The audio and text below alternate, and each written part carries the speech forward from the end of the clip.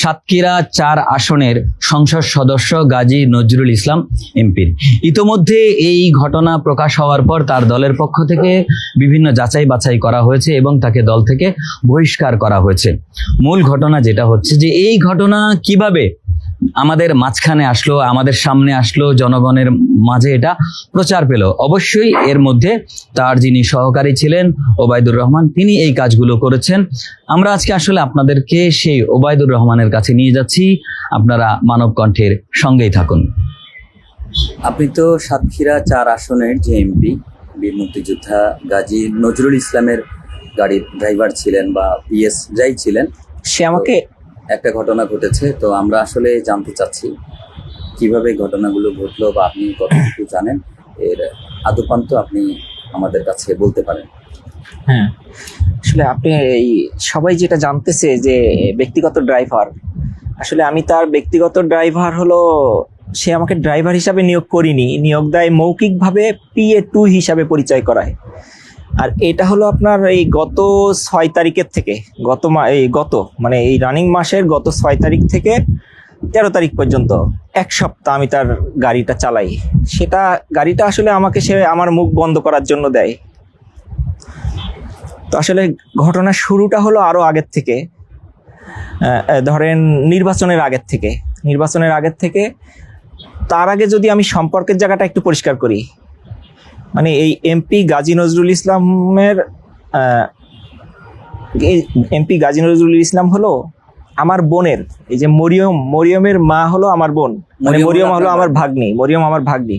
আমি ওবায়দুর রহমান, মরিয়ম আমার ভাগ্নি, আর মরিয়মের আম্মু হলো আমার বোন। আমার বোনের আপন খালু শ্বশুর এমপি গাজী নজরুল ইসলাম, আপন খালি শ্বশুর বা আমার বোনের জামাইয়ের আপন খালু। তো সেই সুবাদে নির্বাচনের আগের থেকে বিভিন্ন কাজে উনি যখন ঢাকা আসে, সারাদিন বাইরে কাজ মিটালেও রাত্রে এসে আমার বোনের বাসায় উনি থাকতো নির্বাচনের আগের থেকে। তো নির্বাচন হলো, নির্বাচনের ফলাফলে জয়ী হওয়ার পরে আপনার বোনের কোন বাসায় থাকতো? এখানে মিরপুর 12 নম্বর ডি ব্লকের নির্বাচন করতো। হ্যাঁ, সাতক্ষীরা নির্বাচনী এলাকা থেকে যখন কোনো কাজে আসতো তখন ঢাকা এসে ঢাকার মিরপুরের 12 নম্বরের ডি ব্লকের 29 নম্বর রোডের কাছে ডুইপনগর, ওখানে এই বোনের বাসায় এসে এমপি থাকতো রাত্রে। আসলে আমার বোনের বাসাটা যথেষ্ট ছোট ছিল, মাত্র 13,000 টাকা 2 রুমের একটা বাসা। সেখানে আসলে এমপি লোকজন নিয়ে থাকার মতো না, তারপরে এখানে থাকতো। তো আমি বিষয়টা নিতাম যে হয়তো বা আন্তরিকতার থেকে থাকতেছে, সে চাইলে আরো ভালো ভালো জায়গায়, ভালো অনেক বড় বড় নেতা পর্যায়ে বা তাদের অফিসের সংগঠনের আরো অনেক ভালো জায়গায় সে থাকতে পারতো। তো সে যখন বারবারে এসে এখানে থাকতেছিল, তো আমি বিষয়টা আন্তরিকতা মনে করে আমি স্বাভাবিকভাবে নিয়েছিলাম বিষয়টা। তো এইভাবে নির্বাচন হলো, সে পাশ করলো। পাশ করার পরে যখন শপথ গ্রহণ করতে আসলো, তাও এখানেই থাকলো কয়েকদিন। তো শপথের পরে যখন এক নাগারে অনেকদিন থাকতে হবে এখানে, তখন বাসা তো খুবই ছোট। তো দোকানের সাথে, মানে দোকানের মালিকের বাড়ি, দোকানটা যার কাছ থেকে ভাড়া নেওয়া উনি হলো আতিক সাহেব। এই আতিক সাহেবের দোকানের পাশে আরেকটা বাড়ি আছে, দোতলা বাড়ি।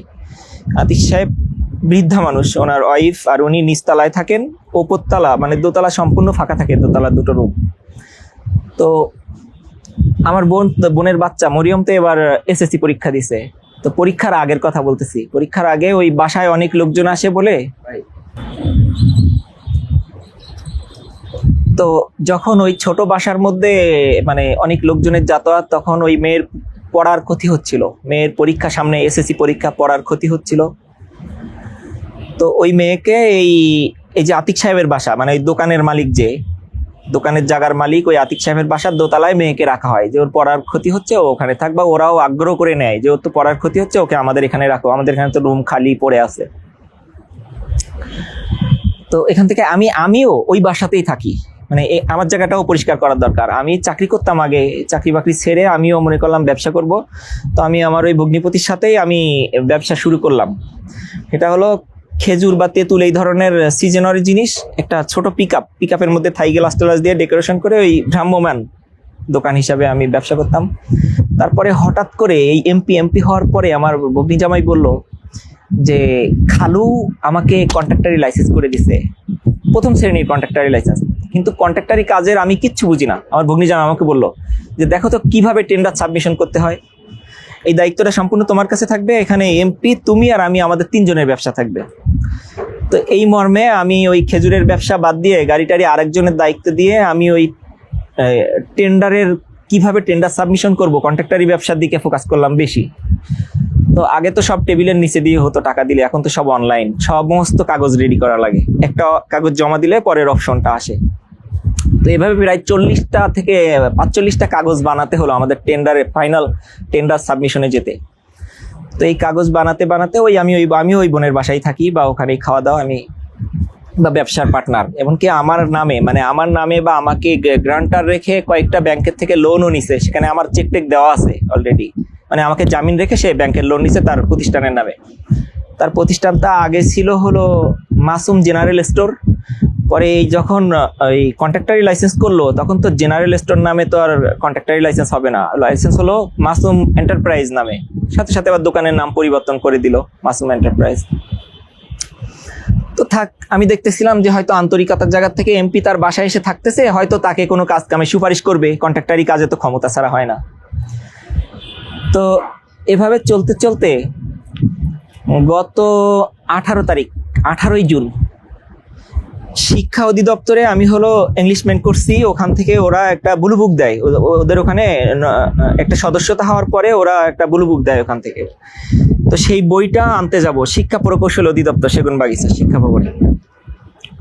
18 তারিখ বৃহস্পতিবার বিকাল 2টার সময় আমি যাচ্ছি, মানে 18 তারিখ বৃহস্পতিবার আমার ভাগ্নি সহ আমি ভাগ্নিকে নিয়ে হলো ওই একটা কম্পিউটার ট্রেনিং সেন্টারে যাই আর একটা ইংলিশ কোচিং সেন্টারে যাই ওকে ভর্তি করার জন্য। সকালের থেকেও আমার সাথেই ছিল 1টা পর্যন্ত, 12টা পর্যন্ত, 12টার দিকে আমরা বাসায় ঢুকি, তারপরে আবার 2টোর সময় ও আমার সাথে বের হবে যে ওই শিক্ষা প্রকৌশল অধিদপ্তরে ওই ব্লু বুকটা আনতে যাব সেগুনবাগিচা। এরকম পরিকল্পনা করা আগের থেকেই, যে ওর পরীক্ষা পরবর্তী সময় বাসায় ভালো লাগতেছে না, বাইরে একটু ঘুরবে। তো হঠাৎ করে ওই 18ই জুন বৃহস্পতিবার আমার ভগ্নী জামাই ফোন করে আমাকে যে ওবায়দুল্লাহ এমপি যাচ্ছে বাসায়, রান্না করতে বলো কাকুলিকে। তো হ্যাঁ, এই এমপি হলো এর মধ্যে এই এমপি হোস্টেল পাওয়ার পরেও, এটা খুব গুরুত্বপূর্ণ একটা পয়েন্ট, এমপি হোস্টেল পাওয়ার পরেও সে বললো মাসুম আমি তোমার বাসায় থাকবো। তো মাসুমের বাসা তো 2 রুমের বাসা, ওখানে থাকার মতো না। তো মাসুমকে তখন মাসুমের বাসায় কয়েকদিন রেখে মাসুমের মেয়ে যে বাসায় থাকে, ওই যে আতিক সাহেবের বাসা দোকানের পাশে, ওই বাসায় ওই দোতলায় এমপিকে শিফট করলো। হয়তো কোনো ভাড়া দিতে চাইছিল কিনা, আমি ওই খবরটা রাখি না, তবে এমপিকে ওখানে শিফট করলো পিএ সহ। এখন পিএ 1 দিন কিংবা 2 দিন ছিল ওখানে, থাকার পরে পিএকে টেকনিক্যালি সরাই দিল এমপি, যে বিষয়টা ওরা ভালোভাবে নিচ্ছে না বাড়িওয়ালারা, তুমি মাসুমের বাসায় যেয়ে ঘুমাও। এটা পিএ আমাকে বলছে, পিএ হাসান, এমপির পিএ হাসান, সে আমাকে পরে বলছে যে আমি তো সব জানি, এই শুরু থেকে আমি জানি, আমাকে যখন ওই বাসা থেকে সরাই দিল তখন থেকেই তো এই লটর পটর চলতেছে। এটা পিএর ভাষ্য। তো তারপরে ঠিক ওই সময় কোনো একদিন মাননীয় স্পিকার সংসদে এই গাজী নজরুল ইসলামকে প্রশংসা করে যে বিরোধী দলে অমুক আছে মুক্তিযোদ্ধা গাজী নজরুল ইসলাম। তো সেই দিন সেই খুশিতে, মানে আমি পরবর্তীতে যখন আমার ভাগ্নির কাছ থেকে স্টেটমেন্ট নেই তখন সে বলে, আমি যখন জিজ্ঞেস করলাম যে তোদের মধ্যে কতদিন ধরে সম্পর্ক চলতেছে, তো বললো যে যেদিন স্পিকার সংসদে প্রশংসা করে এমপিকে সেদিন আমরা এক ঘরেই ছিলাম, মানে সেদিন সে আমাকে জড়াই ধরে এবং সেদিন আমরা ওই দোতলায় তো আর কেউ থাকতো না, নিচে বুড়া আর বুড়ি থাকে, মানে বাড়িওয়ালারা 2 জন নিচে থাকে আর ওপরে 2 রুমে ওরা 2 জন থাকতো, এমপি আর আমার ওই ভাগ্নি। তো আসলে এগুলো আমি কিছুই জানতাম না, আমি জানছি হলো এই 18ই জুন বৃহস্পতিবার, ওই তো আমি তো ভাগ্নিকে আমার সাথে বের হওয়ার কথা। তো যখনই আমার বোনের জামাই ফোন দিল যে এমপি বাসায় যাচ্ছে, ওরকম কারণে বাসায় চলে আসতো, এমনকি ওই সংসদের থেকে লাঞ্চের বিরতিতে সে সংসদের খাবার না খেয়ে এখানে খেতে আসতো, সেই সংসদ মানিক মিয়াতে তার হোস্টেল আছে, হোস্টেলে অন্য লোকজন থাকে, সে এখানে আসতো খেতে। তো জাস্ট এটা আমি আসলে আন্তরিকতা ভাবে নিয়েছিলাম, এই 76 বছরের মানুষের ভিতরে যে এরকম মানে কুরুচি সম্পূর্ণ একটা মানসিকতা ছিল আমি বুঝতে পারিনি। তো এই গেমটা চলতেছিল ভিতর আরো আগের থেকেই, মানে সেই সময় থেকে। তো এই 18 তারিখ আমি চলে গেলাম ওই শিক্ষা অধিদপ্তর ওই ব্লু বুকটা নিতে, কন্ট্রাক্টারি লাইসেন্সের ওখানে সদস্যতা হওয়ার পরে ওরা ব্লু বুক দিল, সেটা নিয়ে যখন আমি বাসায় আসি তখন রাত 9টা বাজে, অন্য কাজ কাম মিটায় বাসায় ঢুকি, তো বাসায় কেউ নাই। তো আমি ঢোকার আধা ঘন্টা পরে আমার বোনের জামাই মাসুম, বোনের নাম কাকুলি, বোনের জামাই মাসুম আর ওই মেয়ে মরিয়ম আর ছোট 2টো মেয়ে, ওরা সব একসাথে বাসায় ঢুকছে 9:30 কিংবা 10টার দিকে। হঠাৎ করে আমি মরিয়মের মুখের দিকে তাকিয়ে দেখলাম যে ওর মুখে কালো কালো দাগ, কালো কালো সোপ, মানে দেখেই মনে হচ্ছে যে কেউ খুব শক্ত করে জোরে করে চুমা দিছে। মানে মেয়েটা তো খুব সুন্দর ফর্সা এবং ওর ত্বকটা অন্যরকম, ওই যে দুধে আলতা যেটা বলে টোকা মারলে লাল হয় এরকম। তো মনে হয় মানে দেখেই বোঝা যাচ্ছে যে কে ব্যবহার করছে। তো সাথে সাথে আমি প্রশ্ন করলাম মানে তীরের মতো, এই তোর মুখে কি হয়েছে? সবাই চুপ, সবার চুপ, মুখটা অন্যরকম। ওখান থেকে আমার বোন উত্তর করতেছে যে ওই কি মাখছে, উকটান না কি মাখছে, তাই মুখে দাগ হয়েছে। তা আমি আমার কাছে প্রশ্ন করলাম যে এটা উকটান মাখলে এরকম উকটান কোম্পানি বাজারে ছাড়বে? কোন কোম্পানির উকটান? লিজান। কই প্যাকেটটা, কই প্যাকেটটা? আমি আমার আয়ত্তে নিয়েছিলাম, সেটা আর আমি রাখতে পারি না, আমার কাছে ওদের ঘরেই রয়ে গেছে। তো দেখলাম লিজান উকটানের একটা প্যাকেট আমাকে ধরাই দিল। তা আমার দেখে মনে হয়েছে যে না, এটা উকটান মাখার কোনো দাগ না। তো ও খাওয়া দাওয়া ও স্বাভাবিক হলো, পর মানে ও ফ্রেশ ট্রেশ হলো, আমিও আমার খেয়াল হলো ওর দিকে। আমি কেমন থেমে গেলাম যে এটা কি হতে পারে। পরে আরো রাত্রে আমি ওর কাছে কয়েকটা প্রশ্ন করলাম যে তুই এমপি কখন আসছিল, আর এমপি কটার সময় বের হয়ে গেছিল, আর তোরা বাসার থেকে বের হয়ে কোথায় গেছিলি, তারপরে কোথায় গেছিলি। এই 4টা প্রশ্ন আমাকে যে উত্তর দিল, আমি পরের দিন ওই উত্তর 4টা মিলাতে গেলাম। প্রথম বললো যে আমার একটা খালাতো বোন থাকে এই দোকানের পাশে, মাসুম এন্টারপ্রাইজের পাশে একটা খালাতো বোন থাকে, তার বাসা আছে, বাসা ভাড়া করে থাকে, অন্য কাজ কাম করে। তো ওর কথা বললো, আর ওই যে ওই দোতলা আন্টির কথা বললো, আতিক সাহেবের বাসার কথা বললো, যে এই 2 জায়গায় গেছিল। তো এই 2 জায়গায় আমি গেলাম, তো শুনলাম যে আতিক সাহেবের বাসায় যায়নি, আর আমার খালাতো বোনের বাসায় গেছিল, সেটা অনেক দেরিতে। তার মানে এমপি বাসার থেকে সে আমাকে তথ্য দিয়েছে হয়তো 4টার দিকে বেরোইছে, কিংবা হয়তো বা তারপরে বেরোইছিল, আরো পরে সরাসরি ওখান থেকে ওই খালাতো বোনের বাসায় গেছে। তো যাওয়ার পরে আমি জিজ্ঞেস করলাম যে আপনি ওকে ঢোকার সময় কি ওর মুখের দিকে খেয়াল করছিলেন, ওর মুখে কোনো দাগ ছিল? আমার খালাতো বোনকে জিজ্ঞেস করতেছিলাম, সে আমার বয়সে বড়। তো বললো হ্যাঁ, ওর মুখে দাগ ছিল। তা আমি বললাম যে আফা, আপনি তো ভাত খাই, আপনিও ভাত খান, এই দাগটা কি উকটান মাখা দাগ? আপনার কি মনে হয় এই দাগটা কিসের দাগ হতে পারে? তা হাসতে হাসতে বলতেছিল, মানে হে হে, মানে উনি খুব ছোটকাটা আর কি, হাসতে হাসতে বলতেছিল যে এটা এমপির কামড়াবার দাগ। তার মানে এর আগের থেকে যখন ওই বাসার থেকে যখন বের করে দিছিল, আমি একটু মিস করছি, ওই যে দোতলায় যে থাকতো, ওই দোতলার থেকে হঠাৎ করে মেয়ের সামনে পরীক্ষা বলে, মেয়ের পরীক্ষার পড়ার ক্ষতি হচ্ছে বলে ওই বাড়িওয়ালারা নিজের গরজে ওখানে রাখছিল দোতলায়। তো পরবর্তীতে মাসুম সেখানে এমপিকে শিফট করলো, তারপরে হঠাৎ করে ওখান থেকে বের করে দিল, তখন এই ছোট বাসায় আবার চলে গেল। কি কারণে যে বের করে দিল, আমি আসলে বাইরে ওই, আমি তখন মগবাজার থাকতাম, এই কন্ট্রাক্টারি কাগজপত্র রেডি করতে ওদিকে বেশিরভাগ থাকতাম, আমি ওটা জানি না। তবে এটুক জানি যে ওই বাসায় থাকে না, বাসা খুঁজতেছে, তারা বাসা দেখতেছে। দেখতে দেখতে 1 সপ্তাহের ভিতরে, এটা সম্ভবত 23 তারিখ হবে, এরকম 1 সপ্তাহ ছিল আর মাস শেষ হতে। তো 1 সপ্তাহের ভিতরেই স্বপ্ননগরের পরে আলীনগর রোজ গার্ডেনে বাসা নিল 45,000 টাকা ভাড়া। আগে ছিল 13,000 টাকার বাসা, এখন নিচে 45,000 টাকার বাসা। আমি অবাক হলাম যে এত দামি বাসা কেন? এমপির হোস্টেল আছে, সে তো হোস্টেলে থাকবে বা থাকতে পারে। তো আমার বোনের জামাই জানালো না, এমপি আমাদের সাথে থাকবে, ভাড়া সে অর্ধেক দিবে, এখানে ভাড়াও সে অর্ধেক দিবে, আমাদের সাথেই থাকবে। তো আমি বিষয়টা আন্তরিকতার সাথে নিলাম যে আমাদের কাজ কামের জন্য হয়তো। প্রশ্ন করে শর্ট করে দিই, আপনার বোন চলো, যেমন বোন জামাই তারা সহযোগিতা করেছে, কেন সহযোগিতা করেছে? ওই যে লাইসেন্স, ওই যে কন্ট্রাক্টরি লাইসেন্সের, হ্যাঁ ওইটা ওই প্রসঙ্গটা সামনে আসতেছে। বলে ফেলেন যে ওনারা এত, আপনার বোন আর বোন জামাই ওনার প্রতি এতটা আগ্রহী কেন? এমপির প্রতি, হ্যাঁ এমপির প্রতি ওই কন্ট্রাক্টরি লাইসেন্সে হলো কাজ বাদায় নেবে, মানে কাজ ক্ষমতা ছাড়া তো কাজ পাওয়া যায় না, এমপি সুপারিশ ছাড়া তো আসলে টেন্ডারির কাজ মাছ এই সমস্ত। তো সেটাও বুঝতেছিলাম যে এখান থেকে আমি বিষয়টা স্বাভাবিকভাবে নেই যে এমপি আমাদের সাথে থাকতেই পারে। হয়তো মাসুম নিজের থেকে হইলেও 20,000 টাকা ভাড়া বেশি দিয়ে হইলো, সেটা হয়তো অন্য দিক থেকে মাসুম ইনকাম করে নিবে, এমপির সুপারিশ, এমপির যোগাযোগে তার চাকরির সুপারিশ টিস করে তদবির করে। তো যখন এই 18 তারিখে আবার ফিরে আসি, 18 জুন রাত্রে যখন আমি ওর মুখে দাগ দেখি, তখন ওই পরের দিন তো আমি ওর প্রশ্নগুলো, রাত 3টার দিকে ও দেখি সোফায় শোয়া, তখন আমি আমার মোবাইলে ছোট বাটন ফোনে আমি ওর মুখের ছবিটা নেই, মানে ছবিটা মানে দেখেই মানে ভুলে যাওয়ার মতো না, আমি ছবিটা আমার কাছে ছিল, আমি ডিবিতে দেওয়া আছে আমার চিপসটা, মেমোরিটা ওখানে 3 তারিখ আছে ওই ছবির সাথেই। তো ওই রাত্রে 3টার দিকে তো ছবি নিলাম, পরের দিন হলো আমি হিসেবে মানে ওই ওর 4টা প্রশ্নের উত্তর আমি মিলালাম, তো দেখলাম ও একটু এদিক সেদিক বলছে, তবে ঘটনাটা ওই ঘরের থেকেই ঘটায় গেছে, ঘরের থেকে যখন বেরোইছে তখনই ওর মুখে দাগ ছিল। আর এই কাজটা এই এমপির দ্বারাই সংগঠিত হয়েছে বা হচ্ছিল আগের থেকে, এটা আমি জানতে পারিনি। পরে ওই দিন রাত্রে 21 তারিখ সম্ভব, 20 তারিখটা ভুলে গেলাম, যাই হোক ওই দিন রাত্রে আমি আমার ভাগ্নিকে খুব খেয়ালে রাখি, নজরে রাখি। দেখলাম রাতে 3টার সময়ও সে ঘুমাচ্ছে না, ঘরে লাইট জ্বলতেছে। তা আমি সাথে সাথে সে কথা বলতেছে।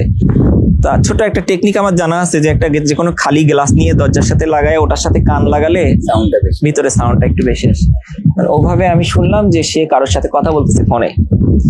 তা আমি নক করলাম, নক করলে খুললো। খোলার পরে আমি বললাম মোবাইলটা দাও। আমি জিজ্ঞেস করলাম যে তোমার কাছে মোবাইল আছে? আমি বললাম মোবাইলটা দাও। বললো না আমার কাছে কোনো মোবাইল নাই। 3-4 বার পরে বললো যে হ্যাঁ দিল, আমার মোবাইলটা ফেরত দিল। মোবাইল কই পাইছো? এমপি দিছে। তা আমি দেখলাম আমার ভিতরে একটা সিমও আছে। নাম্বারটা কার? নাম্বার সহ, সিম সহ এমপি আমাকে মোবাইল দিছে। তো তখন তো আর আমার বুঝতে বাকি নাই যে ওই দাগ কোত্থেকে কেমনে কি। তখন আমি ওকে বললাম যে তুই আমার কাছে সব সত্য কথা বল, আমি অন্তত পক্ষে তোকে হেল্প করব।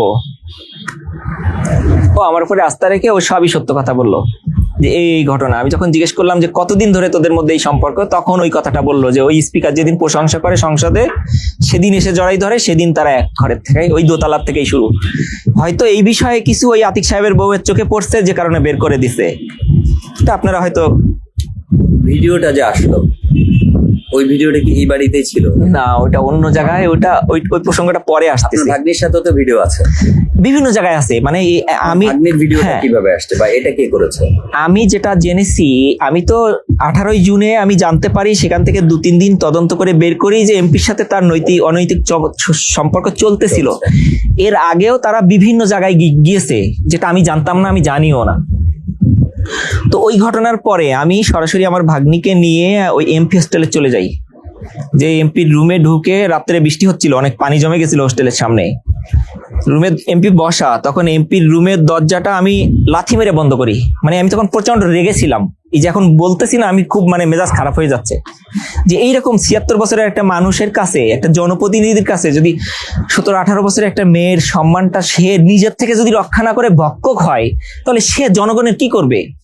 মানে এই বিষয়টা আমার মানে প্রচন্ড রেগে গেছিলাম আমি। তা আমি ওই তার ঘরের দরজা যখন আমি লাথি মেরে বন্ধ করি, সে তখন দাঁড়িয়ে ওঠে বসার থেকে।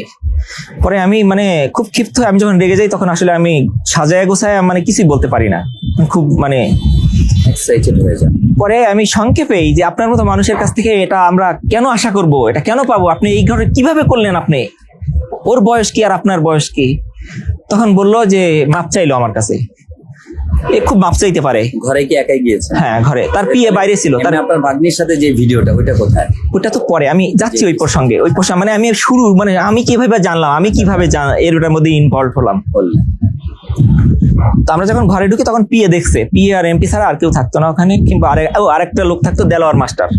এই দেলোয়ার মাস্টারের সিমটা ওই মোবাইলে দিয়ে ওখানে ওকে দেওয়া হয়েছিল। মানে দেলোয়ার মাস্টারকে বলছে যে একটা সিম কিনে দাও, ওই সিম দিয়ে মোবাইলটা ওকে দিছে। এই দেলোয়ার মাস্টার হলো, সে প্রাইমারি স্কুলে চাকরি করে, একটা মামলা করছে, সেই মামলাটাও চালায়, সেই সুবাদে এমপির কাছে থাকে বা আসে। তো আমি যখন এমপিকে এই সমস্ত কথা বললাম, সে আমার কাছে মাপ চেয়ে বললো যে ওখানে ওই দোতলায়, ওই যে আতিক সাহেবের ওই দোতলায় থাকাকালীন একটা কিছু হয়ে গেছে একসাথে থাকাকালীন। তবে অন্য দেশে, ইসলামী রাষ্ট্রে এটা জায়েজ আছে, মুদ্রা বিয়া, টাকার বিনিময়ে ভোগ করা, যেটা বুঝলাম পরে। তো ঘৃণায় আমার মানে আমি থেমে গেলাম যে এই লোক বলতেছে কি। হাদিসও বললো, আবার কোরআনের আয়াতও বললো যে আল্লাহর সাথে শিরিক করলে সেই গুনাহটা আল্লাহ মাফ করবে না, তাছাড়া এরকম অনেক গুনাহ আল্লাহ তাআলা মাফ করে দিবে। আল্লাহর সাথে শিরিকের গুনাহ ব্যতীত আর সব গুনাহ মাফ করে। মানে সে তার পক্ষে কয়েকটা যুক্তি তুলে ধরলো। তা আমিও দেখতেছিলাম যে আসলে আমার মুখের কথায় কোনো দাম নাই, সে যা বলবে সেটাই আইন, আমার একটা শক্ত প্রমাণ দরকার। তা আমি ওখানে তার সুরে সুর মিলালাম। ঠিক আছে, তাহলে আপনাদের মুদ্রা বিয়ে আমি মেনে নিলাম, আমার মধ্যেই থাকবে, আমি আর কাউকে কিছু বলবো না। কিন্তু আমি যে আসতেছিলাম, মানে আমি পাথরের মতো হয়ে গেছি যে এটা কি করে সম্ভব হলো। আর এই লোক এখনো নিজের পক্ষে সাফাই গাচ্ছে, বলতেছে এটা আল্লাহ তাআলা মাফ করে দিবে, এই সেই ওই। আমি সরাসরি এসে আমার বোন আর বোনের জামাইকে বললাম, আর মোবাইলটাও দিলাম যে এই ঘটনা ঘটাইতেছে এমপি। তা আমার বোনের জামাই, আমার মাও ছিল, আমার মা ওদিনই গ্রামের থেকে বেড়াতে আসে ওই বোনের বাসায়, আমি যেহেতু ওখানে থাকি। আমার বোনের জামাই বলতেছে, ওবায়দুল্লাহ চেপে যাও, এমপিকে হাতে রাখতে হবে, আমাদের সামনে অনেক কাজ। এই কন্ট্রাক্টরি লাইসেন্সে অন্তত পক্ষে 2-4টা কাজ না ধরা পর্যন্ত তো আমাদের লাইসেন্সের ভ্যালু হবে না। প্রথম শ্রেণীর লাইসেন্স 1 মাস আগে করছি, এর মধ্যে অলরেডি আমরা 5টা টেন্ডার সাবমিশন করে ফেলছি। একটা এলজিইডিতে, আর 4টা হলো সাতক্ষীরা জেলা শ্যামনগর থানার শিক্ষা প্রকৌশলী অধিদপ্তরে। ওই প্রকৌশলীকে ঢাকা কোথা থেকে যেন বদলি করায় নিয়ে গেছে, মানে বদলির দিন এই মাসুমের বাসায় এনে খাওয়া দাওয়া করায় তারপরে ওই পদে নিয়ে বসাইছে শ্যামনগরের প্রকৌশলী অফিসারকে, শিক্ষা প্রকৌশলী অফিসারকে, যে আমাদের কাজ দেওয়ার জন্য, এই মাসুম এন্টারপ্রাইজকে কাজ দেওয়ার জন্য। তো সেখানে কিন্তু আমারও ব্যবসা, আমারও ক্ষতি হয়েছে, আমি কিন্তু আমারও ক্ষতি করছিস। তো তারপরে আমার ভগিনী জামাই যখন আমাকে বললো যে তুমি চেপে যাও, এমপি কে হাতে রাখতে হবে, তখন আমি আরো পাথর হয়ে গেলাম, মানে নির্বাক হয়ে গেলাম। এমনিতে আমি নির্বাক, মানুষের সাথে খুব কম কথা বলি, এই চারিপাশের মিথ্যাচার, অনাচার, দুর্নীতি মানে এগুলো দেখতে দেখতে আমি কেমন চুপ হয়ে যাই বা চুপ হয়ে গেছি। আমার কথার মধ্যে অনেক জড়তা, কথা না বলতে বলতে। চা পান বিড়ি সিগারেট বা চার দোকানে আড্ডা দেওয়ার কোনো অভ্যাস আমার নাই কখনো দিন। আমি চুপ থাকতে থাকতে আমার কথায় অনেক জড়তা আছে। তা আমি আরো পাথর হয়ে গেলাম যে বাপ হয়ে কি বলে এটা। তার যা হয়েছে, ছোট দোকান ছিল তার সে ঢাকায় আসছে মাত্র 4 বছর। তার প্রথম 1 বছর আমি তার সংসার চালাই বা ঢাকায় আসার সমস্ত সিঁড়িগুলো বানাই দেই। তারপরে সে মুদি দোকানের ছোট ব্যবসা থেকে আস্তে আস্তে বড় ব্যবসা হয়েছে। দৈনিক তার 70-80 হাজার টাকা বেচা কিনে আছে দোকানে। তার আর কি চাই, এটাই তো তার কাছে বেশি। আমার বোনের জামাই যখন বললো চেপে যাও, এমপি কে হাতে রাখতে হবে, তখন আমার প্রচন্ড জিদ হলো, যে সবগুলা মানুষের মুখোশ আমি খুলে দিব। এখানে আমি দেখতেছিলাম আমার ভাগ্নিও প্রচন্ড লোভে পড়ে গেছে, 18+, প্রচন্ড লোভে পড়ে গেছে। আমার বোনের মুখে আমি সরাসরি থু দিলাম যে তোর ঘরের ভাত আর আমার পেটে ঢুকবে না। ওদিন রাত্রে আমি ব্যাগ নিয়ে বের হয়ে যাই, বাসার থেকে চলে যাই, আর বলে দেই যে আমি তোদের সাথে আমার ব্যবসা বাণিজ্য সব শেষ, আমার দরকার নেই তোদের সাথে ব্যবসা বাণিজ্য করার। পরে এমপিও আমাকে ফোন করে, যেহেতু আমি সব জেনে গেছি। মাসুমও ফোন করে, আমার হাতে পায়ে ধরার মতো অবস্থা, যে আমাদের সাথে থাকতে হবে, তোরে একটা গাড়ি কিনে দিচ্ছি। এমপি যে কদিন ঢাকায় থাকবে, মানে এমপি নিজেও বলছে যে আমি একটা গাড়ি কিনবো, এক্সনোহা গাড়ি, তোমার কাছেই থাকবে গাড়িটা, আমি যে কদিন ঢাকা থাকবো আমাকে নিয়ে ঘুরলে, বাকি সময় গাড়িটা তোমার, তুমি রেন্টে কার বা তুমি তোমার মতো করে ব্যবহার করলা, উবারে চালাইলে। তা আমি চিন্তা করলাম এই মানুষগুলোর মুখোশ খুলতে আমার তো তাদের পাশে থাকা, তাদের পাশে না থাকলে তো আমি মুখোশটা খুলতে পারো না। আমি আবার কাম ব্যাক করি, ফিরে আসি। সেই মতো ওরা আমার জন্য গাড়ি দেখে, বিভিন্ন জায়গায় শোরুমে গাড়ি দেখে, দেখতে দেখতে গাড়ি মিলতেছিল না, বললো আরো 1-2 মাস পরে আমরা গাড়িটা কিনবো, আপাতত ভাড়ার গাড়ি নেই। একটা বডি কন্টাকে ভাড়া নিল 30,000 টাকা মাসিক ভাড়ায়। 6 তারিখ রানিং মাসের 6 তারিখ 6 জুলাই গাড়িটা ভাড়া নেওয়া হলো। দেশ রূপান্তর আছে না, এনসিপির অফিস, ওই বিল্ডিং এর কারোর একজনের কাছ থেকে। তো ওখান থেকে গাড়ি আনার পরে এমপিতে বাড়িতে ছিল, বাড়ির থেকে আসলো, আসার পরে আসলে এই কদিন আমি তার সাথে ছিলাম 6 তারিখের থেকে 13 তারিখ। সে আমাকে কোথাও ইবনে সিনা হাসপাতালে গেছে, ইত্যাদি ইত্যাদি অনেক জায়গায় সে আমাকে ড্রাইভার হিসাবে পরিচয় করায়নি, সে আমাকে ভাইগ্নে হিসাবে পরিচয় করাইছে, প্লাস PA2 হিসাবে পরিচয় করাইছে। বা আমাকে বলছে যে তোমাকে ড্রাইভার হিসাবে নিয়োগ দিলাম না, তুমি আমার PA2, PA তো একজন আছে আর একজন। আর আমাকে লোভ দেখালো যে তোমার জীবনটা আরেক রকম হয়ে যাবে, তুমি তো 16-17 বছর ঢাকা আছো, কিছু করতে পারো নাই, দেখো আমার সাথে থেকে জীবনটা কত সুন্দর, তোমার জীবনটা পরিবর্তন হয়ে যাবে। আর গাড়ি তো দিলই, বললো যে 15-16 লাখ টাকার একটা এক্সনোহা গাড়ি কিনবে, আপাতত একটা ভাড়ার গাড়ি দিছে।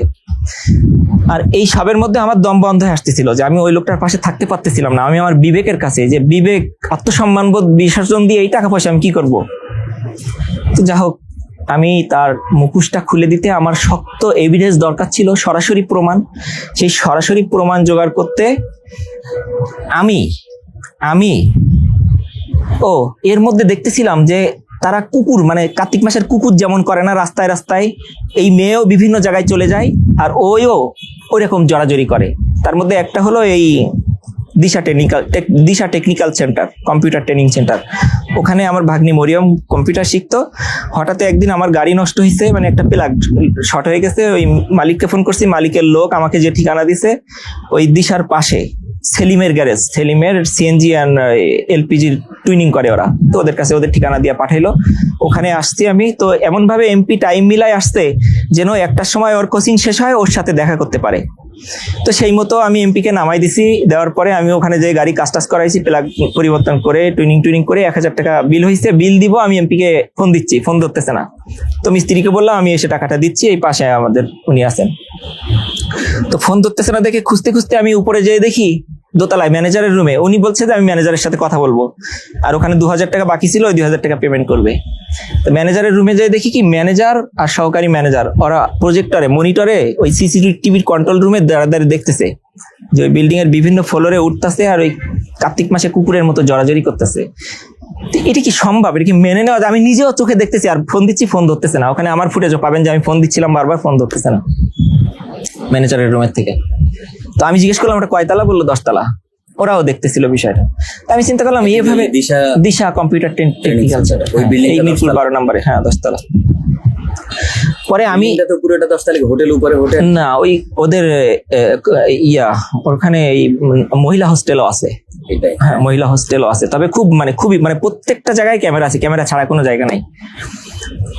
তো ওরা যখন আসলো আমি বললাম যে ওখানে 2000 টাকা বাকি আছে, দিল, কিন্তু আমি মেজাজ খারাপে কথা বলতে পারতেছিলাম না। গাড়িতে ওঠার পরে আমি প্রচন্ড আকারে ধুইলাম, মানে গালিগালাজ করলাম যে আপনার মতো একটা মানুষকে এখন মানুষ এখানে জুতা দিয়ে পিটাবে, সেটা কি করে সম্ভব? আপনি এরকম কাজ কেন করলেন? আপনি জানেন না এখানে সব ক্যামেরা আছে? তখন বললো আমরা তো অনেকদিন ধরে বাইরে। ও এর মধ্যে আবার ওই যে স্বপ্ননগর যে বাসা নেওয়া হয়েছিল আলীনগর রোজ গার্ডেনে, ওখান থেকে 15 দিন থাকার পরে ওখান থেকে তার ছেলেরা তাকে নিয়ে গেছে এমপি হোস্টেলে, যে তোমার এমপি হোস্টেল থাকতে তুমি মাসুমের বাসায় কেন থাকবা? নিশ্চয় তারা কানাঘুষি কিছু জানছে, তো ওখানে এমপি হোস্টেলে থাকতো, সেই সুবাদে হয়তো ওদের মধ্যে অনেকদিন দেখা সাক্ষাৎ নাই। তো বললো তুমি আমাদের তাহলে একটা ঘরের ব্যবস্থা করে দাও, যেহেতু আমি ওই যে মুদ্রা বিয়াটা মেনে নিছি, সব আমার মুখ বন্ধ করতেছে গাড়ি টাড়ি দিয়ে। তো বললো তুমি আমাদের একটা ঘর ভাড়া করে দাও, ঘরটা তোমার নামে ভাড়া নিবা, ভাড়া আমরাই দিব। তো আপাতত ঘর ভাড়ার দিকে আমি যাইনি, ওই আমরা যেখানে টেন্ডার কাজের জন্য অফিস ভাড়া নিয়েছিলাম মগবাজার, ওখানে ওই হোমস্টে আলাদা আলাদা রুম আলাদা আলাদা ভাবে দৈনিক হারে ভাড়া হয়। তো আমরা ওখানে মাসিক ভাড়া নিয়েছিলাম আমাদের ওই টেন্ডার ইজিপি টেন্ডারের কাজ করার জন্য। ওখানে পার্ট টাইম আমরা রাত্রে কাজ করতাম। একটা রুম এসি সহ ভাড়া নিয়েছিলাম 20,000 টাকা 1 মাসের জন্য। 1 মাসে কাজ শেষ হয়নি, 2 মাসে কাজ আমরা সম্পূর্ণ করে রুম ওখানে ছেড়ে দেই। তো ওখানের ম্যানেজার হলো আমাদের আত্মীয়, আমার ভাতিজা, মানে আপন না স্বাস্থ্য ভাতিজা, রাকিব হাসান। তো এই রাকিব হাসানের সাথে আমি বললাম যে আমার তথ্য দরকার, এইভাবে আমার ভাগ্নিকে ব্যবহার করতেছে একটা এই পদের একটা মানুষ এখানে। ওই ভাগ্নি আমাকে বলল যে তাকে সংসদে চাকরি দিতে চাইছে। অলরেডি এটা প্রমাণ আপনারা পাইছেন যে জোর সুপারিশের একটা। তো একদিকে হলো তাকে ভোগ করতেছিল সংসদে চাকরি দেওয়ার কথা বলে, অন্যদিকে মাসুমকে বলতেছিল কন্ট্রাক্টারি লাইসেন্সে 1000 কোটি 500 কোটি টাকার কাজ পাওয়াই দেবে, ব্যাংকের লোন করাই দেবে, শিল্পপতি বানাই দিবে, আমদানি।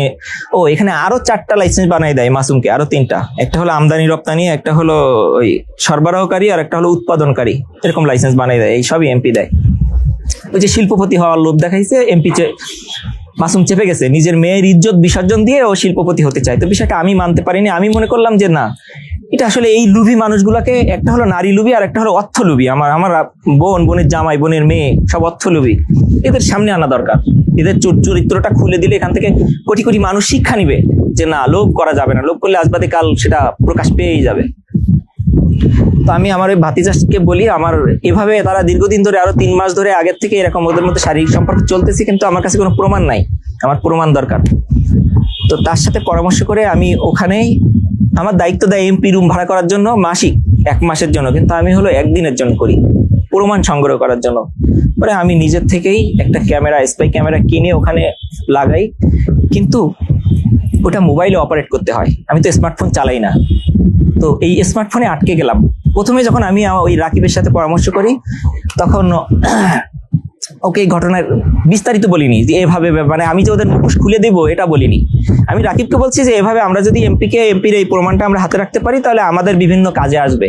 রাকিবকে আমি এটা বলি, কিন্তু আসলে আমার পরিকল্পনা ছিল আমি তার মুখোশটা খুলে দিব। কেন, সে যে চেয়ারে বসে আছে ওই চেয়ারে বসে থাকার যোগ্যতা তার নাই। তার এই 76 বছর বয়সে ধ্যান ধারণা যতটুকু আছে সমস্তটুকু ওই মেয়েটার কাছে, তার অন্যদিকে আর কোনো খেয়াল নাই, যে কারণে সেই রাস্তাঘাটে কুকুরের মতো জড়াজড়ি করতেছে। তো ওর যেহেতু আমি মোবাইল নাই, এই মোবাইলের জন্য ওকে বিষয়টা আমি শেয়ার করি যে এই তুমি আমাকে একটু হেল্প করো, এমপিকে আমরা এই ভিডিওটা যদি আমরা নিতে পারি তাহলে এমপিকে দিয়ে আমরা 5 বছর আমরা অনেক টাকা পয়সা কামাবো, বা অনেক আমাদের কাজে এমপিকে ব্যবহার করতে পারবো, এমপিকে আমরা হাতে রাখতে পারবো, জাস্ট ব্ল্যাকমেইল যেটা বলে। তো ও 2 দিন ধরে ট্রায়াল দিল ওই ক্যামেরাটা ওর মোবাইলের সাথে সেট করে, মানে একটা অ্যাপস ডাউনলোড করে কিভাবে কি কানেক্ট করে ওয়াইফাই থেকে ও সরাসরি লাইভ দেখতে পাইতো আর কি। ওখানে 2 জায়গায় সেভ হয়, একটা হলো ক্যামেরায় মেমোরিতে আর একটা হলো ওর মোবাইলে। হ্যাঁ সব ঠিক আছে, এমপিকে নিয়ে আসছি। আসার পরেই ও আমার সাথে বেইমানি শুরু করলো যে না, কানেকশন আউট। ওরা ঘরে ঢোকার পরে কানেকশন আউট। আমি সত্য কথা বলতেছি, এখানে আমার যদি কোনো শাস্তি হয় আমি সে শাস্তি নিতে প্রস্তুত। আমি তো কয়েকটা শয়তানের মুখোশ খুলতে পারছি, আমি সাকসেস, এরপরে আমার শাস্তি হয় হোক। তো ওরা ঘরে যাওয়ার পরেই সে আমাকে জানাচ্ছে রাকিব হাসান যে এখানে কানেকশন আউট, কোনো কিছু হচ্ছে না। তো আমি বুঝতেছিলাম যে ও আমার সাথে বেইমানি করতেছে, আর আজকে যেহেতু আমার সাথে বেইমানি করছে কালকেও আমাকে সরাই দিবে এখান থেকে। আমি ওরা কোত্থেকে কই যাচ্ছে এই তথ্য আর পাবো না, ওদের মুখটা আর আমি খোলা হবে না। পরে এই ভাবতে ভাবতে আমি থানায় ফোন করতেছিলাম, থানা থেকে, যেখানে এই মসজিদের পাশে এখানে এরকম অনৈতিক কাজ হয়, ওই রুমগুলো এরকম দৈনিক হারেই ভাড়া হয় হোমস্টে নামে, আর ওটার ম্যানেজারিও করে। তো এখানে এই কোথায়? মগবাজার, গাবতলা রোডের মাথায়, হাতিঝিল সংলগ্ন। তো আমি বারবার ওই নিচের দোকানগুলোতে ঘুরে পুলিশ খুঁজতেছিলাম যে এখানে এই অনৈতিক কাজ হয়, এটা আপনারা আপনাদের মহল্লায় মসজিদের সাথে এটা অবশ্যই বন্ধ করার দরকার। যেহেতু বিষয়টা সামনে আসে, জনসম্মুখে আসলে না বিষয়টা প্রকাশ পাবে, আমার উদ্দেশ্যটা সফল হবে যে এই শয়তানগুলোর, এই লুভি মানুষগুলোর মুখোশ খোলা। পরে এই পুলিশ খুঁজতে খুঁজতে, পুলিশ তো আসতে দেরি করে অনেক, ওরা বললো এই ফোন করতেছি দাঁড়াও, এই সেই আশপাশের মানুষেরা হয়তো টের পেয়ে গেল, আশপাশের মানুষ ওখানে এক বুড়া দেখলাম একজনকে ফোন করতেছে যে এই ধান্দা আছে এদিকে আসো। তো বুঝলাম যে ওরা এখন ওখানে অভিযান চালাবে, ওরা ওইগুলোই খোঁজে আর কি, ওইগুলা করে ওরা, ফিটিং বাজ না কি বলে। পরে ওরা ওখানে যে তো ধরলো, ভিডিও নিল, ওদের এমপি ওদের কাছে মাপ টাপ চাইলো, তখন কিন্তু এমপি বলিনি যে আমার স্ত্রী, তখন কিন্তু মাপ চাইছে যে আমরা ভুল করে ফেলছি। যা হোক, পরে যখন ঘটনার সামনেও আসিনি, ওখান থেকে ওরা যখন এখানে একটু লম্বা, মানে একটু বলতে হবে, না বললে স্পষ্ট হবে না বিষয়টা, আমি সব সত্য বলতেছি, এরপরে আমার যা হয় হোক। ওরা যখন ভিতরে যে অভিযান চালাবে, ঠিক আমি বুঝতেছিলাম যে ওরা অভিযান পাবলিক, তখন ওই ক্যামেরাটা তো আমার লাগানো, ও আমার সাথে চিট করতেছে, তো আমার ধারণা ও আমার সাথে চিট করলে ওখানে মেমোরিতে কিছু না কিছু থাকবে প্রমাণ। এই প্রমাণের জন্য আমি আগে দৌড়ায় চলে যাই উপরে 4 তলায়, যে আমি বললাম যে নিচে জানাজানি হয়ে গেছে, তোমরা যে যার মতো বাঁচো। আমি সাথে সাথে দেখলাম কি ওরা টয়লেটে ঢুকে গেল, যখন টয়লেটে ঢুকে গেছে আমি তখন ওই ক্যামেরাটা ছুটাই নিয়ে, ডিভাইসটা ছুটাই নিয়ে আমার পকেটে রেখে আমি দৌড়ায় নিচে চলে আসি। তখন দেখলাম ওরা অলরেডি 3 তলায় উঠে গেছে এলাকার লোকজন। তারপরে ওখানে কি হলো আমি তো জানি না, আমি ওখান থেকে চলে আসছি। মানে আমার উদ্দেশ্য ছিল এলাকার মানুষের ধরে ফেলুক, বিষয়টা সামনে আসে, তো আসছে যে উনি মাপ চাইছেন, বিষয়টা সামনে আসুক। এখন ওরা পরে ক্যামেরা খুলেছেন না, তার আগেই আপনি ক্যামেরা খুলে, ওইটা আসলো কিভাবে? কোনটা? না, ওইটা ওরা ভিডিও করছে, ওইটা ওদের মোবাইলে ওরা ভিডিও করছে। আমি তো আগেই ক্যামেরা খুলে নিয়ে যখন আমি 3 তলায়, তখন দেখি ওরা উঠতেছে, 2টা ভিডিও। তখন ওরা কি করছে ভিতরে আমি তো আর কিছুই জানি না। আমি রাত্রে প্রায় 7টার দিকে আমার মাকে ফোন করি যে মরিয়ম কি বাসায় গেছে? বললো হ্যাঁ বাসায় গেছে। ওখানে কি হয়েছে এই ঘটনা তো আমার জানতে হবে। পরে আমি বললাম মরিয়মকে দাও মোবাইলটা, মরিয়মকে দিল মোবাইল। আমি বললাম মরিয়ম রাস্তায় আয়, তোর সাথে আমার জরুরি কথা আছে। তো সাথে সাথে রাস্তায় আসলে জিজ্ঞেস করলাম যে ভিতরে কি হয়েছিল। বললো যে ভিতরে ওরা এসে ভিডিও করছে, সবাই এক একজন আলাদা আলাদা মোবাইলে ভিডিও করছে আর 10 লাখ টাকা দাবি করছে। যখন দেখছে এমপি, যখন দেখছে যে এমপির কার্ড, সংসদের কার্ড, তখন নাকি 10 লাখ টাকা ওরা চাঁদা দাবি করছে। পরে ওদের সাথে কয়েক লাখ টাকায় মিট করে, কিন্তু টাকা তো নাই কাছে। পরে ওরা কার্ড মার্ড যা ছিল সব নিয়ে নেয় ওদের আত্মা, মানে এটা হলো মরিয়ম পরে আমাকে বলতেছে। নিয়ে ওই মরিয়মকে ওখান থেকে বের করে নাকি একটা মহিলার বাসায় রাখে, মহিলার নাম বলেছিল আমি নামটা ভুলে গেছি। ওই মহিলার বাসায় ওকে রেখে ওই মগবাজারের ওই গাবতলা রোডের ওই শেষ মাথায় আর কি। ওরা এমপি কে নিয়ে বের হয় ব্যাংকে যাওয়ার জন্য, টাকা তোলার জন্য। তারপরে মরিয়ম ওখানে 1.5 ঘন্টা বসে থাকে, আল্লাহর কাছে নাকি অনেক দোয়া দুরূদ করে, মানে যার জীবনে পাপ টাপ করবে না এরকম তোবা টোবা করে, যে ওই ভিডিও যদি ওরা ছেড়ে দেয়। তো ওরা ওই এমপির কাছ থেকে মানে টাকা আদায় করে এমপি কে ছেড়ে দেয়। কত টাকা ও জানে না, তবে আনুমানিক নাকি ওরকম কিছু একটা হবে, 2-3 লাখ কমপক্ষে। পরে ওকে আর মরিয়মকে আবার একসাথে করে হাতিঝিলের থেকে সিএনজিতে উঠাই দেয় কারণ বাজারের থেকে মরিয়ম চলে আসে মিরপুর, আর ও চলে যায় হলো সংসদে কিংবা হোস্টেলে। তো এই কথা বলার পরে আমার ভাগ্নি ও আর আমার গাড়ির থেকে, মানে ওই তখনও এমপির ওই ভাড়ার গাড়ি তো আমার কাছেই, ও বাসায় যেতে চায় না, যে এই ঘটনা ভাইরাল হয়ে যাবে এক্ষুনি ওরা ভিডিও ফেসবুকে ছেড়ে দিবে, আমি আর বাসায় যাব না, আমাকে আপনি অন্য কোথাও একটু লুকায় রাখার ব্যবস্থা করেন। পরে ও কিছুতেই বাসায় যাচ্ছে না, আমি তোকে নামাইও দিতে পারি না রাস্তায়, যদি বাসায় না যায় অন্য কোথাও চলে যায়, ওকে তো হাতে রাখতে হবে। পরে চিন্তা করলাম যে গাড়িতে যেহেতু ফুয়েল আছে, আমি ওকে নিয়ে একটু ঘুরলে হয়তো ওর মানসিকতাটা একটু স্বাভাবিক হবে। কালকে যে ভয়টা পাইছে যে ওটা হয়তো আস্তে আস্তে কেটে গেলে তখন বাসায় যেতে চাবে। পরে আমাদের ময়মনসিংহে একটা পরিচিত লোক আছে, ময়মনসিংহের হালুয়াঘাট, ওখানে যাওয়ার পরিকল্পনা করলাম। তো বললাম এখন তো রাত 9টা বাজে, এখন গেলে তো অনেক গভীর রাতে পৌঁছাবো, আসে না জায়গা, তাহলে আমরা ভোর রাতের দিকে রওনা দিব, যেতে 3-4 ঘন্টা লাগবে। তো আমরা এয়ারপোর্টে যাই, ওখানে যে গাড়ি পার্কিং এ রেখে হালকা খাওয়া দাওয়া করে ওখানে একটু ঘুমানোর চেষ্টা করি, ঘুম হয় না, ও ঘুমাচ্ছিল গাড়িতে। পরে আমরা 3টার দিকে এয়ারপোর্ট থেকে রওনা হয় ময়মনসিংহ। মানে জাস্ট আমি ওকে নিয়ে একটা ট্যুর দিচ্ছি, ওর মানসিকতাটা একটু স্বাভাবিক করার জন্য, যেন ও বাসায় যায়। এখন আমি যখন আবার ঢাকা ফিরতেছি, ওই যাদের কাছে গেলাম ওরা আমাদেরকে গ্রহণ করলো না। একটা ছেলে একটা মেয়ে গাড়ি নিয়ে গেছে, ঘুমানো না, চুল মানে কেমন চেহারা, ওরা দুঃসম্পর্কের মানে আত্মীয় না, জাস্ট ঢাকা শহরের পরিচিত, মুখ চেনা। চলে গেছি তাদের গ্রামের বাড়িতে, ওরা আমাদেরকে বাসায় নেয়নি, রাস্তায় দেখা করে চলে গেছে। আমরা ওখান থেকে ব্যাক করলাম ঢাকায়। ওকে বাসায় নিয়ে যাচ্ছি আমি, কিন্তু ও বাসায় যেতে চাচ্ছে না। আমি এমপি কে ফোন দিলাম গাজীপুর এসে, যে ও তো বাসায় যেতে চাচ্ছে না, ওকে আপনি রাখার ব্যবস্থা করেন। এই ঘটনা ওরা ভিডিও টিডিও যে ভিতরে করছে, ওকে রাখার ব্যবস্থা করেন।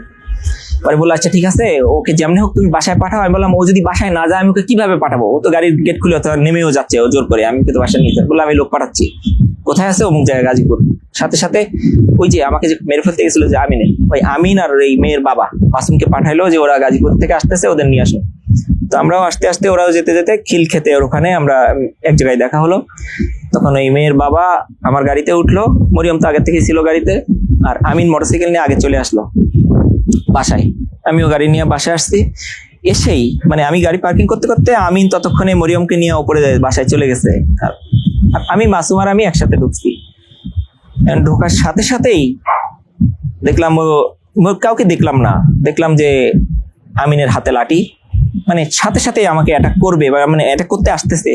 তা আমি বললাম যে এমপি কে ডাকো এখানে, মানে ওই মুদ্রা বিয়ের ঘটনা আমি মানে কাউকে তো এখনো বলিনি। তো এমপি কে ডাকো এখানে, সমস্ত প্রশ্নের উত্তর পেয়ে যাবা। এই কথা শেষ না হতেই আমাকে লাঠি দিয়ে আঘাত করা শুরু করলো। লাঠি হয়তো মানে ঘরের মানে মারার লাঠি না, কাট ঘরের লাঠি। সাথে সাথে ভেঙে গেল। ভেঙে যাওয়ার পরে আমাকে মানে উল্টো দিক থেকে এভাবে মানে শ্বাসরোধ করে ধরে মাটিতে ফেললো।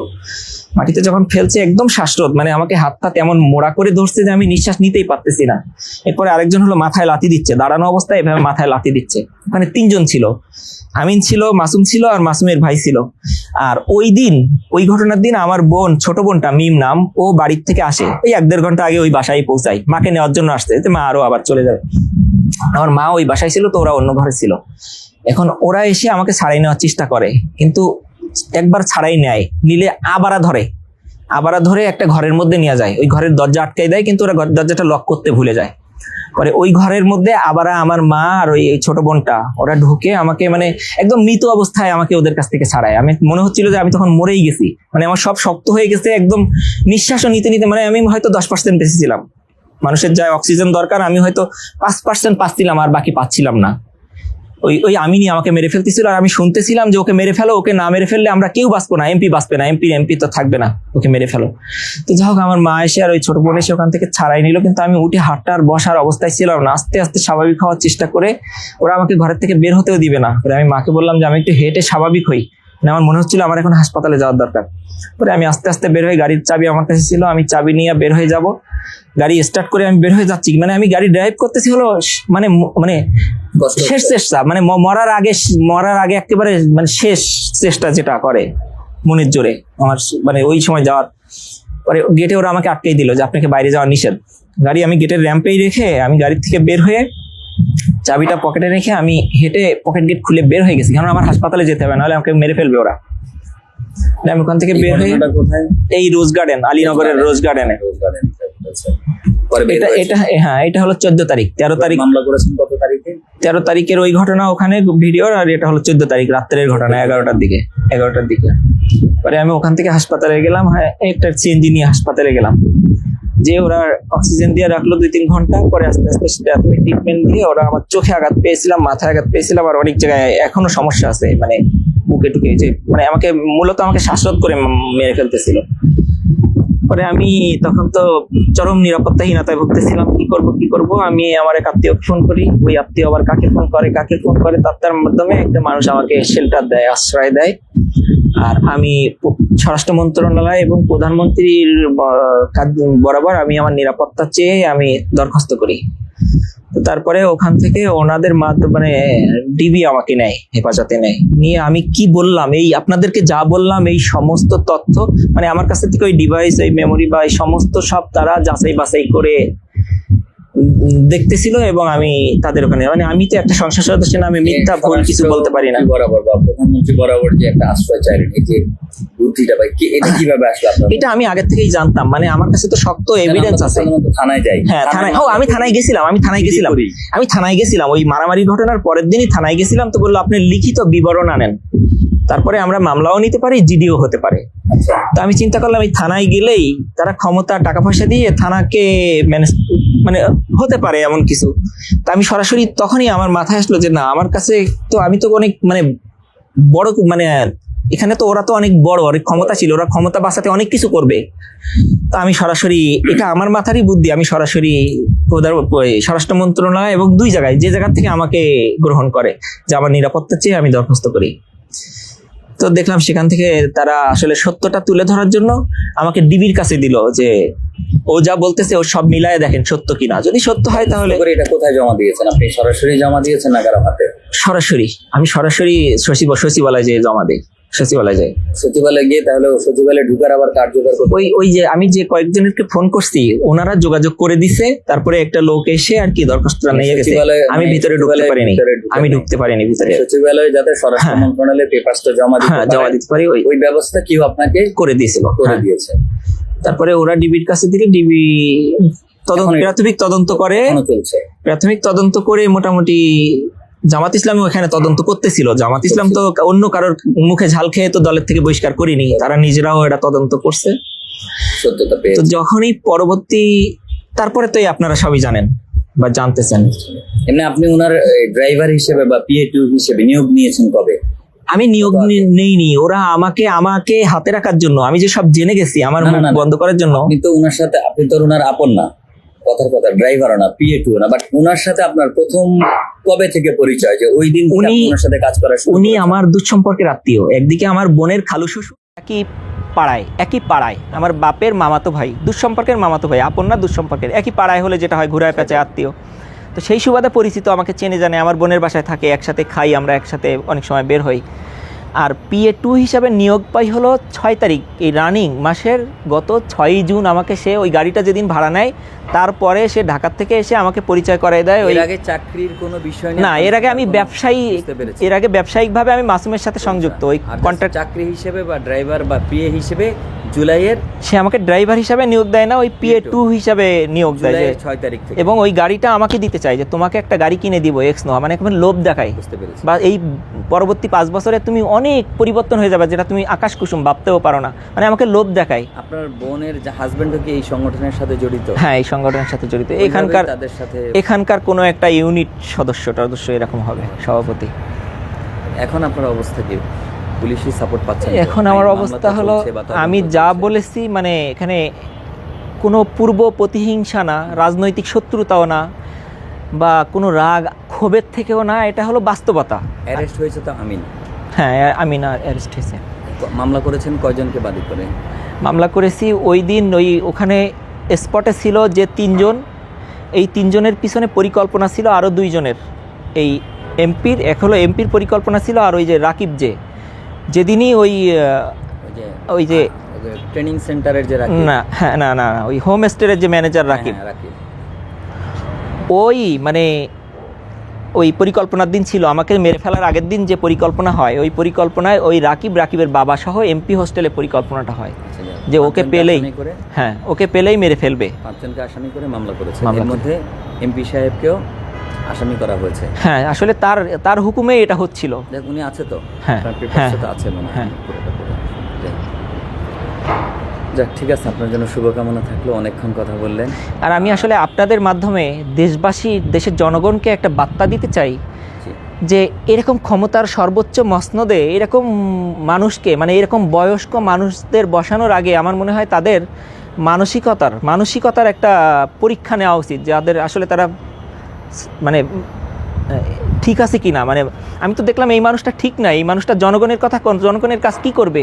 সে তো ওই 16 বছরের মেয়েটার মধ্যে ঢুকে গেছে, 18 বছরের মেয়েটার মধ্যেই তার পরবর্তী 76 বছর তার বয়স। আমি তাকে প্রশ্ন করছিলাম যে আপনার বয়স কত, তো সে উত্তর দিছিল যে কাগজপত্র অনুযায়ী 74, জেনুইনে 76। আচ্ছা, ধরেন আজকে MP সাহেবের শাস্তি হলো গাজী নজরুল ইসলাম, এই ধরনের অপরাধে আপনি এটাও প্রত্যাশা করেন কিনা যে এরকম বাংলাদেশে আরও কেউ যদি কোনো পলিটিক্যাল পার্টির বড় লিডার এই ধরনের কাজে জড়িত থাকে বা জড়িত হয় বা প্রমাণ হয়, তাদের শাস্তিটা হোক?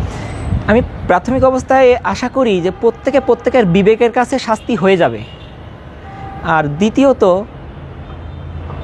এটার অবশ্যই এটার শাস্তি হওয়া দরকার। এই সমস্ত ঘটনা আরও থাকলে, এরকম টাকার কাছে বিক্রি না হয়ে ঘটনাগুলো সামনে আনার দরকার, তাদেরকে শাস্তির আওতায় আনার দরকার, তাদের মুখোশ খুলে দেওয়ার দরকার, যেন পরবর্তী আমাদের যারা ক্ষমতায় আসবে তারাও যেন এখান থেকে শিক্ষা নিতে পারে, যে না, ক্ষমতার লোভ দেখায়, চাকরির লোভ দেখায় একটা মেয়ের জীবন এভাবে নষ্ট না করা, একটা পরিবার এভাবে শেষ করে না ধরেন, দেওয়া। এর আগে তো এরকম টুকিটাকে আমরা অনেক ঘটনা দেখেছি বা জেনেছি, অডিও কল আসছে, কেউ ধরেন বলেছে এমপির জন্য এরকম বয়সের একজন মেয়ে দরকার, তো তাদের তো এরকম দৃষ্টান্তমূলক শাস্তি আমরা মনে হয় দেখি নাই। এই ব্যাপারে আপনার মন্তব্য? এই ব্যাপারে আমার মন্তব্য হলো, আসলে এই বাংলাদেশের কালচারটা হলো ওই নেতাদের পিছনে যাও, কুত্তার মতো লেজ নাড়াও আর চামচামি করো আর নিজের পকেট গরম করো। তা আমার মনে হয় এই জায়গার থেকে আমি বের হয়ে এসে আমি প্রতিজ্ঞা করছিলাম যে এই মানুষগুলোর মুখোশটা আমি খুলে দেবো। এখানে আমার নিজেরও ক্ষতি হয়েছে, আমার নিজেরও ওই কন্ট্রাক্টারি ব্যবসায় অনেক টাকা ইনভেস্ট করা আছে, 5টা টেন্ডার সাবমিশন করছি।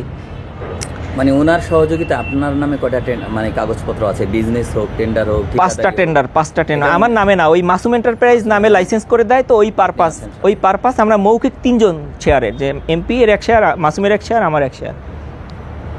তো এই সব বাদ দিয়ে আমি যখন এই পরিকল্পনাটা করি, তখন আমি সাবেক একজন সহকারী অ্যাটর্নি জেনারেল, আমি কি নামটা বলবো নাকি নামটা বলবো না, উনিও বলবে বা আমার কাছে আছে, আমি তার কাছে জানতে চাই আইনটা সম্পর্কে, যে একজন সংসদ সদস্য রানিং, সে যদি এভাবে চাকরির প্রলোভন দেখিয়ে, অর্থের প্রলোভন দেখিয়ে এই বয়সের থেকে এই বয়সের একটা মেয়েকে নিয়মিত ভোগ করতেছে আরও 3-4 মাস ধরে, তো এই বিষয়টা সামনে আসলে তার কি হতে পারে।